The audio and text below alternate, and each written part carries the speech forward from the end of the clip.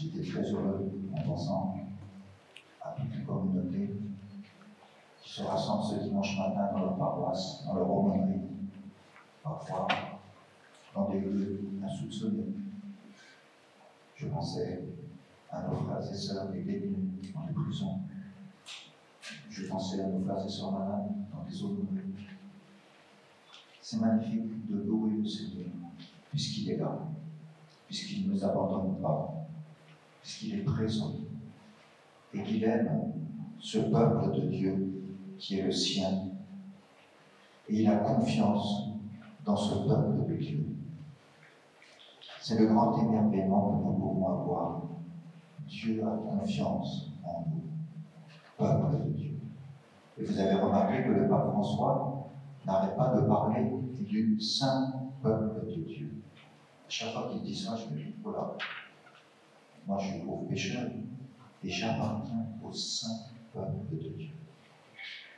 Dieu a confiance dans le saint peuple de Dieu pour qu'il soit une lumière pour le monde, pas pour lui. Le pape François ne supporte pas si le saint peuple de Dieu est une église autoréférentielle qui ne pense qu'à elle.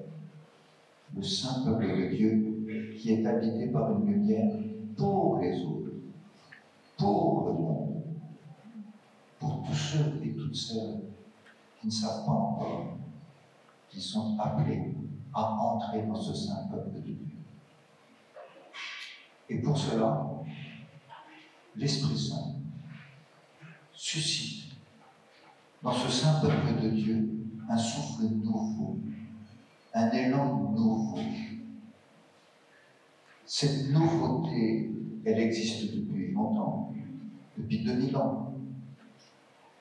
Vous vous souvenez peut-être pour les ambassadeurs que j'avais suggéré que la première démarche synodale de l'Église, la première démarche synodale où l'Esprit Saint était là, la première démarche synodale où Jésus était présent, c'est la démarche synodale conjugale entre Joseph et Marie. Ils ont dû s'écouter les uns les autres, puisque Joseph à un moment a dit, celle-là, je l'exclus, et bien il est allé à la rencontre de Marie. Et Marie est allée à la rencontre de Joseph. Et j'imagine qu'ils ont dû pas mal parler les uns l'un avec l'autre pour comprendre qu'il fallait peut-être partir en Égypte, qu'il fallait peut-être devenir migrant. La première démarche synodale, elle est à l'intérieur de ce que nous appelons la Sainte Famille. Et puis ça s'est amplifié. Les disciples de Jésus, qui se réfèrent au juste Joseph et qui prient Marie, ont découvert que c'était la juste manière d'avancer dans le saint peuple de Dieu. Et aujourd'hui, voilà qui est mis en lumière de façon très riche et très forte cette nouveauté du saint peuple de Dieu qui n'avance pas à coup de discussions formelles, à coup de décisions, comme on dit, qui viennent d'en haut, à coup de décrets. Mais ce saint peuple de Dieu, il avance toujours avec 3 attitudes que nous suggère le pape François. On a entendu un extrait. C'est le 10 octobre à Rome, 10 octobre 2021. Et ce texte du pape, cette homélie du pape François nous rappelle ces 3 verbes. C'est magnifique d'apprendre à se rencontrer vraiment, à accueillir l'autre à tel point que l'autre, dans ses différences, ne me dérange pas. Au contraire, il m'enrichit. La rencontre. C'est magnifique d'avancer dans la rencontre, se rencontrer les uns les autres. Mais ça ne suffit pas. Ce n'est pas la rencontre pour la rencontre. Le pape François me dit que la rencontre, c'est pour l'écoute. Nous nous rencontrons pour nous écouter. Et l'écoute, elle est très difficile, car elle n'est possible que pour un cœur virginal, je voudrais dire. C'est pour ça que la première démarche synodale s'appelle Marie, l'Immaculée, et Joseph le Juste, parfaitement ajusté à Dieu. Écouter sans avoir ces a priori. Écouter en étant lucide qu'on a des réactions qui viennent de notre éducation et de notre sensibilité. Écouter en assumant qu'on a des freins en soi. On n'est pas prêt à se laisser déstabiliser. Écouter l'imprévu. Écouter l'inattendu. Écouter ce qui me surprend. Écouter ce que je n'avais jamais entendu auparavant. Je n'avais jamais percuté à ça. Apprendre à s'écouter. Et le pape François nous parle de cet apprentissage de l'écoute. Mais comment on apprend à écouter? Pas en suivant un cours à l'université, même si l'université est géniale. On apprend à écouter en écoutant. La seule université qui apprend l'écoute, c'est l'université de la synodalité. Quand on s'écoute les uns les autres, on découvre qu'on a du mal à s'écouter et on se convertit en apprenant à écouter. Et puis le pape François, qui insiste beaucoup sur l'écoute, nous dit tout de suite, la rencontre qui aboutit à l'écoute, ça ne sert à rien. Ça peut servir à des grands concepts. Ça peut servir, comme il l'a dit lui-même, à une grande décision parlementaire. Pas tout à fait sûr qu'auparavant, en France, on sache s'écouter. Enfin, ça, c'est une autre question. Je vous laisse discerner sur le sujet. Mais précisément, la rencontre qui aboutit à l'écoute conduit au discernement. Nous discernons ce que l'Esprit nous dit. L'Esprit nous dit par qui? Par mon frère, par ma sœur. L'Esprit nous parle. Et ce discernement, c'est toujours un discernement. Pourquoi? C'est un discernement parce que le peuple de Dieu n'est pas fait pour se regarder le nombril. Le saint peuple de Dieu se sait envoyé sur terre pour annoncer la lumière qu'il a reçue, pour témoigner de cette lumière. Et pour vivre ce témoignage de la lumière en rencontrant les autres et en écoutant les autres. Ainsi, ce que nous pouvons faire ce matin, suite à cette belle démarche synodale, où j'ai été personnellement avec tout le groupe de chrétiens qui a lu toutes les contributions, j'ai été assez émerveillé de ce que j'ai écouté, ce que j'ai lu. Ça a abouti à cette synthèse. Mais pourquoi ne pas continuer ensemble, à partir de cette synthèse, en la recevant de façon neuve, non pas en cherchant, tiens, est-ce qu'ils ont bien dit ce que j'ai dit moi? Dans ma petite fraternité, on a dit ça, et c'est ça que je veux. Évidemment, c'est pas l'écoute, ça. Ça, c'est du volontarisme. C'est imposer aux autres ses idées. Mais recevoir de façon nouvelle cette synthèse.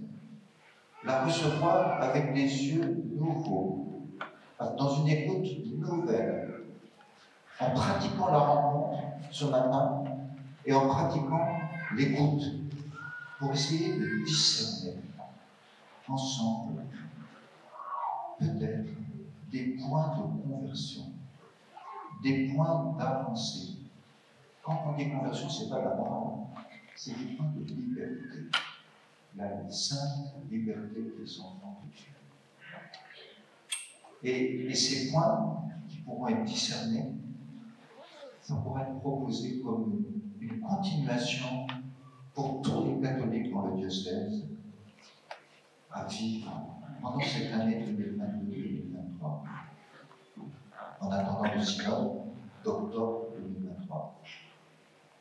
Et ainsi, ce qui a été commencé ce 17 octobre 2021 avec les fraternités synodales qui ont émis des propositions, ça aboutit à cette synthèse.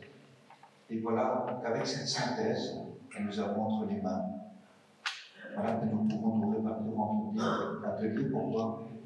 Pour continuer à se rencontrer, pour continuer à s'écouter les uns les autres en écoutant ce texte, et essayer de discerner ce que l'Esprit nous dit, ce à quoi l'Esprit Saint nous appelle. Et évidemment, si ça vient de l'Esprit Saint, ça ne vient pas de nous. Et si ça vient de l'Esprit Saint, ce sera forcément lumineux, joyeux, paisible, audacieux. Et ça sera aussi courageux. Le courage de témoigner de la lumière. Le courage de changer de vie. Le courage d'accepter la conversion. Le courage d'entrer dans une vie évangélique plus profonde, de nous aimer davantage, d'écouter davantage la parole de Dieu. Et comme le dit le pape François dans son homélie, il l'avait dit la veille, le 9 octobre, et de son homélie du 10 octobre, il le dit très clairement, de prier davantage. Je suis frappé que le pape François trouve, c'est son discernement à lui, qu'on a perdu quelque chose de l'adoration dans l'Église. Pas forcément l'adoration du Saint-Sacrement, mais la prise de conscience que Dieu est là. Dieu tout-puissant, c'est-à-dire rempli d'un amour incroyable pour tout homme, il est là. Et en présence de Dieu. Se souvenir qu'il est là. Et le pape François insiste beaucoup sur cette dimension de l'adoration. Se mettre en présence de celui qui est tout autre que nous et qui est infiniment proche de chacun de nous. C'est une belle aventure que l'aventure synodale. Personnellement, elle me donne beaucoup de joie et d'espérance, beaucoup de confiance. C'est évident qu'avec l'aventure synodale, si nous devenons de plus en plus des frères et des sœurs dans le Christ, à l'écoute de Dieu, à l'écoute de sa parole, à l'écoute de l'Esprit, où nous nous rencontrons, nous nous écoutons, l'Église sera toujours plus belle.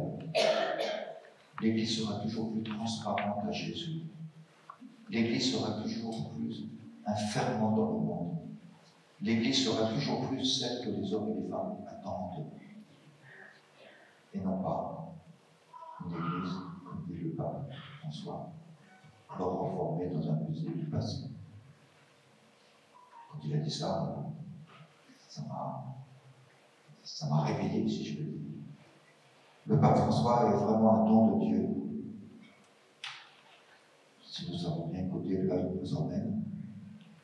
Et il me semble que c'est une grande chance pour nous d'entrer de tout cœur dans cette vie synodale, avec l'humilité, la bienveillance, l'écoute, de telle manière que nous puissions toujours découvrir dans nos échanges ce qui vient de l'esprit et qui est positif, et qui construit la communauté chrétienne, qui construit l'amour fraternel les uns pour les autres, et qui construit l'audace d'être des témoins de Jésus, pas des témoins de nous, pas des témoins de l'Église, des témoins de Jésus. Et je termine peut-être en attirant votre attention sur un point. Quand on regarde l'autre, souvent j'entends « Oh, il est loin de l'Église. » Mais qu'est-ce que ça me fait sur le loin de l'Église s'il était proche de Dieu? Ce qui compte, c'est pas que l'Église témoigne de l'Église, c'est que l'Église soit tellement transparente à Dieu qu'elle témoigne de Dieu et que nous soyons capables de discerner dans des chemins qui nous surprennent. Peut-être qu'il nous faut souffrir. Peut-être des chemins qui sont déconcertants, qu'il y a un chemin avec Dieu. Le réflexe de la vie synodale, c'est de discerner Dieu, sa présence, son évangile, ses béatitudes qui sont là, à fleur de peau, son royaume de lumière et de paix qui est là, présent, sous des carapaces qui semblent le cacher. Et voilà que nous arrivons à le discerner, parce que nous nous rencontrons, nous nous écoutons, et nous avons foi en l'Esprit Saint. Nous croyons que Jésus est présent au milieu de nous et nous donne son esprit. Alors mes amis, parce que Jésus a dit, je vous appelle le serviteur, mes amis, je préfère vous dire, mes frères et sœurs en Jésus. Bonne journée, bonne matinée, dans cette belle démarche synodale qui nous fait grandir dans la joie d'appartenir à ce saint peuple de Dieu pour témoigner de Dieu et de son amour qui vous aime, qui nous aime. Voilà la beauté de notre saint peuple de Dieu en Ille-et-Vilaine.